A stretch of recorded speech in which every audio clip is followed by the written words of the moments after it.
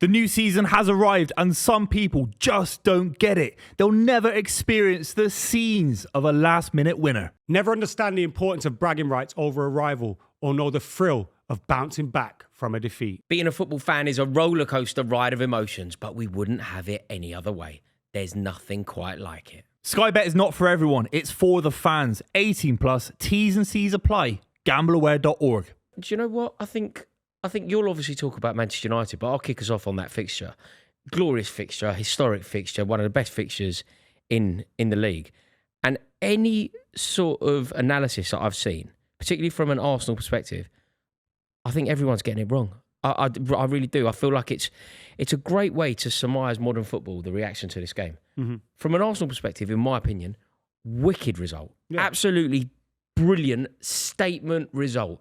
To go to Old Trafford on the opening day of the season, to win when Manchester United felt resurgent. I don't think you've been beaten in pre-season. New signings, Stretford End in full voice. They've gone to Old Trafford and won. And then I've seen people going, well, they didn't play very well. That's crazy. Yeah, I don't think they played well, man. but I mean, you just need 3 points out of them games. When you play the big teams, if you go away from home and win, in fact, it's better to win that way. And mate, the thing is, when you win the league, anyone that's ever seen their team win a league will tell you, ugly wins, man. Like you can almost pinpoint a day like Chelsea going to Ewood Park, 1-0. It's ugly as anything, but we won the league. But this is Arsenal fans that are very stressed about the way they came second 3 years in a row, and they want to see more straight away, and that is a massive amount of pressure. Whether that's right or wrong, but they're so wrong. But they're so wrong. I agree with you 1,000,000%. But they what are I'm saying wrong, is they've been so disappointed. It's not like they won the Premier League last season, and if they'd won the Premier League last season, gone to Man United 1-0 win, it doesn't matter. Yeah, it doesn't matter. Maybe. But because there's so much pressure on Arsenal this season, it's huge. I also think the big signings didn't really perform. No, Gyökeres. Gyökeres was worrying. I don't think Zubimendi was. I didn't even know he was on the pitch half the time. Zubimendi was less of a problem. Less of a problem, but I don't think he was great. And do you know and then Gyökeres stinks. Mate, I tell you what as well. Do you remember? Do you know what else really amplified quite how poor Gyökeres was? How excellent Kai Havertz was when he came on. Yeah, I thought he was. You disagrey? No, I don't think he was excellent, but I think. Oh, he was. Just because he was decent, and because Gyökeres was stinky, I think he looked better. I thought he looked strong. I thought Kai Havertz did well. I think sometimes when you're I think you in the ground, your perspective, you can tell us a million things about the game that's far more relevant to us watching it on the telly. Like you can give us real insight for being there and feeling emotion and whatever. But I thought Kai Havertz was almost the reason they won. Like the two standout performers, yeah, I think he settled it for them. That's the thing they did do, and maybe you're right in that you give the credit to Kai Havertz. When it got to the last 10 minutes, and I still felt we could win the game. And they just ate up that time in the last 10 minutes, whether it was wasting time with free kicks, holding the ball up. So maybe you're right. And also, do you know who did all those things? I'll tell you 2 instances, and I just thought, okay, this is the Kai Havertz that Arsenal fans tell me he is. There were 2 moments, and I just thought, because I wanted you to get back into it as well. I'm looking at it through the same lens as you. Watching the game, I'm live. I'm thinking, right, come on. And the thing is that 2 things happened, and I just thought, okay, that's such professionalism, so clever, and that's what Kai Havertz should be. He picks the ball up at one point, and he just drives towards the corner flag. Like he could have looked to keep possession. He could have looked to potentially score a goal, and he just drives to the corner flag. And the other thing that he did, which was again so clever, really showed up Manuel Ugarte as well. He takes the ball and takes a touch, and just honestly, mate, he just stands there. When they showed it in slow motion, you see Havertz's eyes glance across, looks at Ugarte, and he basically braces himself for impact. And Ugarte, like a fool, comes charging in and fouls Havertz, and Havertz wins. Havertz wins the free kick that basically took the entire sting out. And the nutmeg, remember the little nutmeg, and the nutmeg free kick as well? I thought he was he looks like a different player. He looks bigger. Now we can debate if he'll score enough goals to justify being a number 9 for Arsenal, but he looks bigger. Also, I think this is how you get better, isn't it? You bring in Gyökeres, which should inspire the performance of Havertz. Havertz has, I think, made a case to be undroppable. I don't think he starts, mate. No, because it was I so think it'd be Havertz who starts against Liverpool. Mate, I saw a thing. Gave the ball away 7 times, 22 touches in total. It was like no shots on goal. The service was the service was shocking. Saka had a poor game. Martinelli was making a bad run. Martinelli's a striker playing on the left wing. Poorly, man. Yeah, he was doing the basics. The basics really were poor. Badly. There was a pass he hit went out for a throw. Yeah, I saw that. I think Lukaku's twice the player Gyökeres is. But remember Lukaku at United, where he looked heavy and clumsy and stepping also, on the ball and that. Do you know that bullying quality that he's got? He's sort of, you know when you look at the goals that he's got. I've seen compilations that he scored in Portugal. That's all I've seen, but that's what I've seen. A lot of the time, he's sort of a battering ram. Yeah. You can't do that in the Premier League. Like, you're not going to. However, think of a fairly limited defender. Like, don't talk about Maguire. top tier. No, even like Tyrone Mings. Think about, I'm talking like baseline centre halves, not good ones. Yeah. Whatever you think of Tyrone Mings, you're not battering him out of the way. No. Like, whatever his limitations on a football pitch The are. physicality of the Premier League is De Ligt was different. excellent. De Ligt was And it. De Ligt was he great. Made He a was bullying massive people. block. Made a De Ligt's massive class, block. man. I know it was difficult for people to hear me on that one last season when we were 15. Yeah. I know we're 15 now, funnily enough. But De Ligt is class. Yeah. He's absolutely class. I love Bad him. goal to concede, though. It was, listen. It was- and it was We'll him, get wasn't into the good things about the performance, surely. But the bad things are, and I'm kind of taking this as a positive because last year I looked at Man United and I went, we're so bad. Like, just all over the park. We're just crap. And this year I look at it and go, you know, with a keeper and Sesko starting up front, maybe we'll be all right. And that's kind of refreshing to kind of go, shit, you could see where our clear issues But what did you are. say? I saw The your keeper tweet about needs to that. be All right. fixed. Well, what does all right mean? Is that eighth? Is Like, it I fourth? think What is it? What is we'll make all the right? improvements that we have to make. I think we can fight for European spots. There's Like, it's too many- potentially push on. There's- I There's thought so many gaps still. Mbeumo was possibly the best player on the pitch, after Gabriel. Cunha, the Cunha run was outstanding. Cunha was excellent. 60-yard run. Cunha was Cunha's a Mason proper Mount didn't look United bad. player in that. He is one of them that can, for 10, 15, 20 minutes, not do anything. Yeah. He just picks up the ball. And But the just drives. pressure, whatever we say about the result or not, I think you're right. It was a better performance. There's no doubt about it. It's still a loss to Arsenal at home. Still 15th. Fulham. If you don't beat Fulham, I you're think in a world the of pain. nature of the goal that was conceded would really worry me if I was you as well. No, Not the whole, the keeper the needs whole. to be No, not fixed. only the keeper though. Like, you know, the build up to the corner. Bruno Fernandes took a touch in the box which he didn't need to take. He played his mate into trouble basically. He played, you know, that strategy. I think David O'Leary spoke about it. It was sort of like, I'm all right, Jack. I didn't make the mistake you did because you played a hospital pass. Bruno Fernandes had a chance to get rid of it, didn't. Played his mate into trouble. Corner conceded. De Ligt did very well to retrieve it. And then I don't think we will see an example of more pitiful, you know, like weak, genuinely weak. Like, kind of came out and flimsily. It was shocking. And you know what? I you wouldn't do agree that. with It was you embarrassing. saying he was fouled, but I don't think that's why the goal went in. Because if he's stronger as a touched the ball. goalkeeper, you know, if you're just stronger, you're more forceful Yeah. with people. Yeah. The foul becomes more obvious Yeah. because when he's pulling you, Also, you're not tippy-tapping at the you're ball. not Yeah, flapping yeah, about. yeah, And yeah.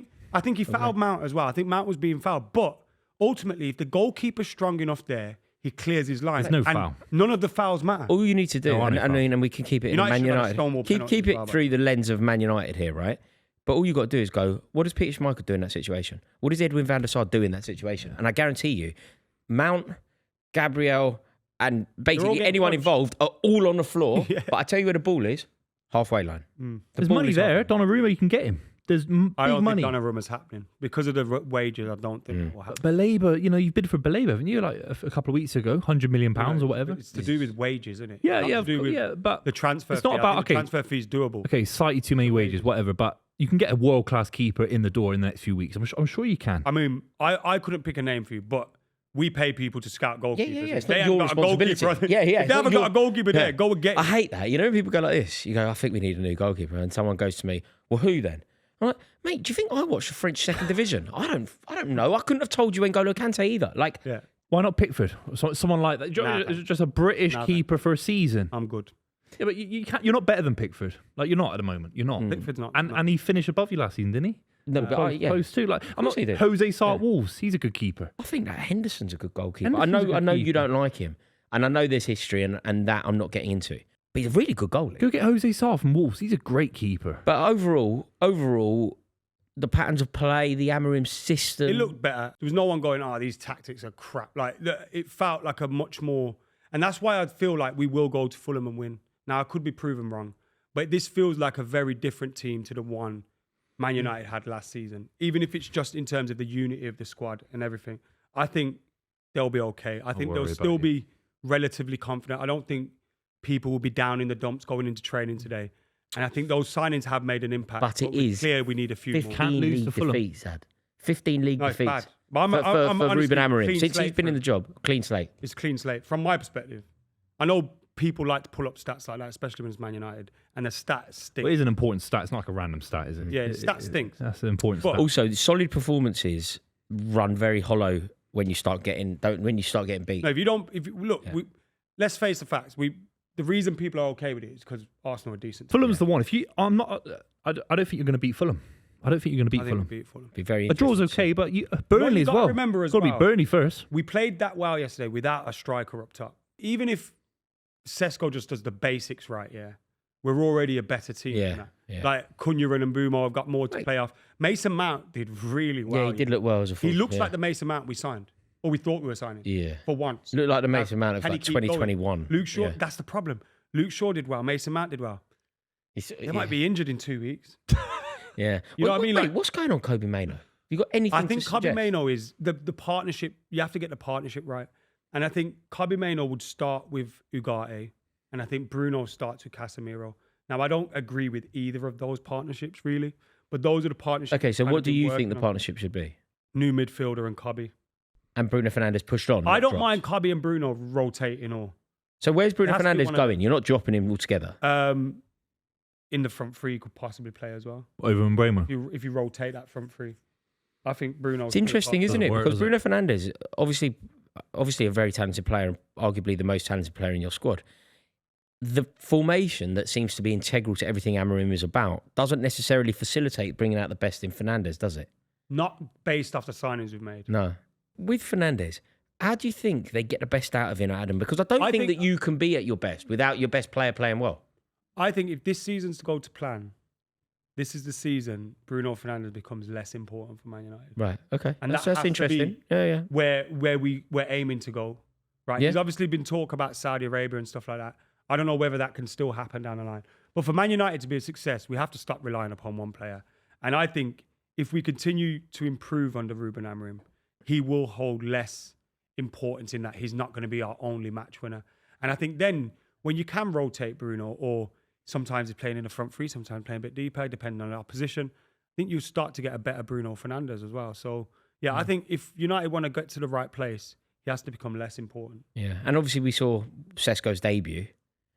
Not much to say, really. He looked okay. What I liked about him was his change in direction of his run. There was a few times where he was running and I thought, mate, that ball's going to land behind you. And then he'd quickly get there and he'd change the direction really quickly.